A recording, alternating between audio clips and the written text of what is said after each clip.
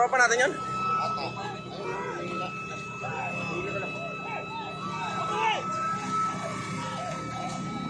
Yung daliri ni Sarge. Hmm? Sino? Nandun? Yung nandyan?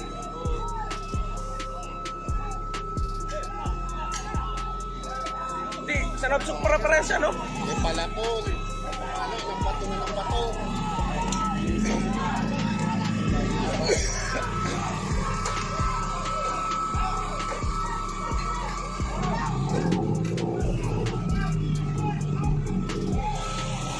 Oh, punta nagbabato ka na, oh. Papatuan na ng bato.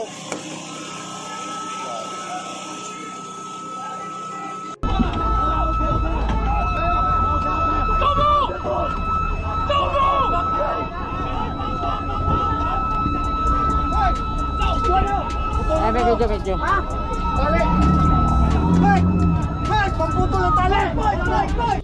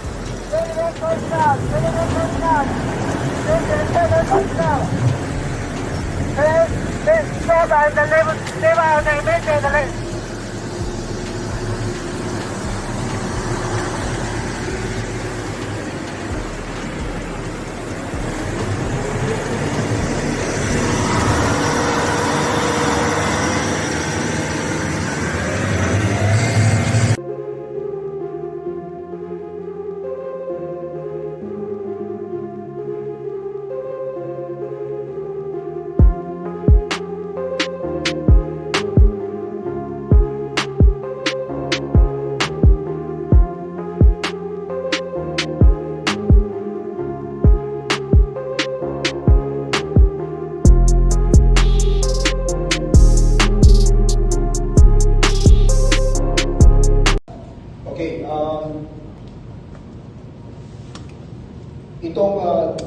this is the first time na nakitahan po natin yung Chinese Coast Guard na nagdala ng mga polo, ng mga sibat, ng mga kutsilyo. On the other hand, yung tropa po natin, wala tayong dala ng mga ganun. And we mentioned that yung mga baril na dala natin were disassembled and naka-gun case siya. Naka-gun case. Because we were transporting this to LS-57. So wala tayong armas na dala. No? Na bladed weapons or whatever. Pero yung Chinese, yun po yung ginamit nila na pangsira, pangbutas dun sa mga rig natin, sa mga rubber boats natin. No? Kitang-kita po, meron po kaming mga videos na hawak. And we saw in the video how the Chinese even threatened our personnel by pointing their knives at our personnel.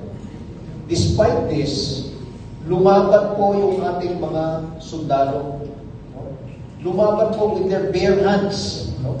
With their bare hands. Makikita niyo po, tinutulak nila yung rig ng kalaban, ng Chinese Coast Guard palabas. No? Palayo. They were preventing the Chinese Coast Guard from hitting them with their bolos, their machete, and other bladed weapons. Kaya ako po ay hangang-hanga sa ating mga sundalo. Despite the absence of weapons or certain items to defend themselves, ay lumaban pa rin po sila. Gusto ko pong tanggalin yung impression na yung mga sundalo po natin ay hinayaan nila yung mga Chinese Coast Guard na kunin lamang yung ating mga kagamitan, sirahin yung ating mga boats. Hindi po natin hinayaan sila. Lumaban po tayo. But then again, may mga limitations po tayo. Because, number one, we were outnumbered. Yung dalawang rig natin, ang katapat niya, 8 na rigs na Chinese Coast Guard. hindi lang po rigs, may mga steel hull na mga boats pa rin sila na binabangga dun sa ating mga rigs. So, talaga pong hangang-hanga ako sa sundalong Pilipino, sa ating mandirigma, mandaragat, pati na rin po yung ating mga Coast Guard because of the restraint that they practice. No? Dahil napakalapit po noon yung pinangyarihan nito dun sa LS-57. And as you all know, LS-57 is also armed. No? May mga armas po tayo, but we did not use those.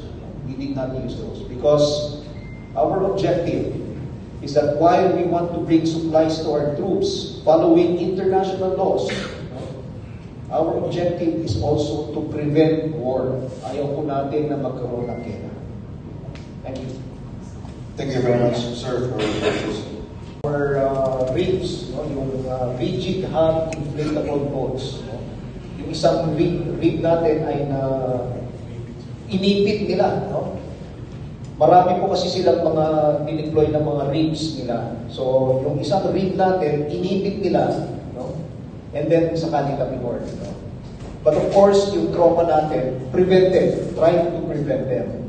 So, may mga nakuhang mga baril, may mga nakuhang mga iba pang equipment, sinira yung ating mga equipment on board, pati yung motor natin.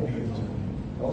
At tinusok rin pinutas yung ating rigid hull inflatable boats. So our action now is that we are demanding that the Chinese return our rifles and our equipment. And we are also demanding from them to pay for the damages that they have caused. Babayaran nila po yun